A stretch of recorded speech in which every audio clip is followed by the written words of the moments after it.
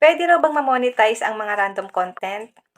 Puwede po 'yan guys ma-monetize ang mga random content as long as wala kayong violation sa inyong mga Facebook account.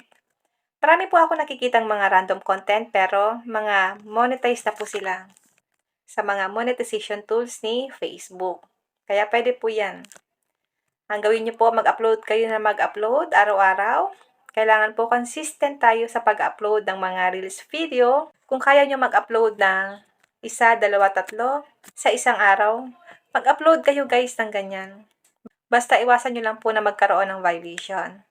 Sa paggawa niyo ng content dito, pwede kayong manood ng ibang mga tutorial para malaman niyo po kung ano ba yung mga dapat iwasan para hindi tayo magkaroon ng violation dito sa Facebook.